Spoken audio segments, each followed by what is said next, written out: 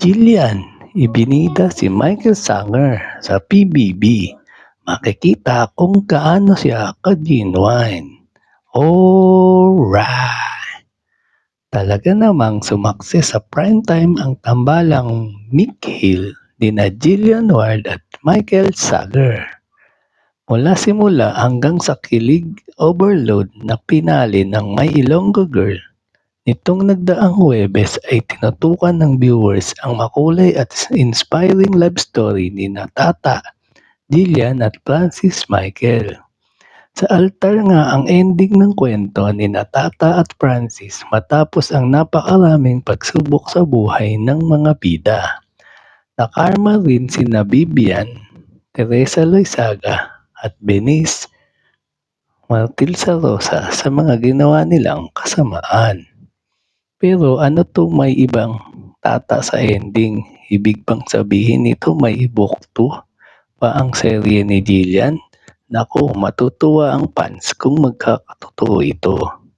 Sa mga hindi nakapanood o pwede rin namang gusto lang talagang ulit-ulitin ang kilig ng pinali ng My Ilonggo Girl, pwede pa niyong itong mapanood kasama ng iba pang full episode sa GMA Public Affair at GMA Network Facebook at YouTube channel.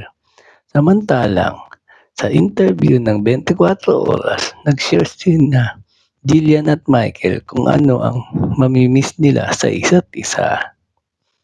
Sabi kay Jillian, iba talaga ang ginawang pagkaalaga ni Michael bilang leading man niya sa nagtapos na Kapuso Ko rom-com series. Kay Michael, yung pagiging sobrang caring niya, actually he's very very sweet. Super gentleman po siya. Every morning he will get me my favorite things pag may gusto akong food. Kahit pagbaba ako ng stairs, nakaalalay siya. Yung mga ganong pong mga bagay, so sobra na appreciate ko yun sa inang dalaga. Para naman kay Michael na napapanood ngayon sa Pinoy Big Brother Celebrity Collab Edition, ako naman siguro mamimiss ko ang alagaan ka, being with you, kasi iba yung energy na binibigay mo sa akin.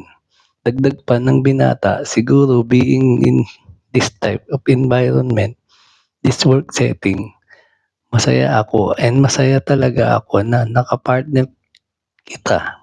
Mamimiss ko yung kakulitan natin and of course, yung mga moment on set na very fun lang.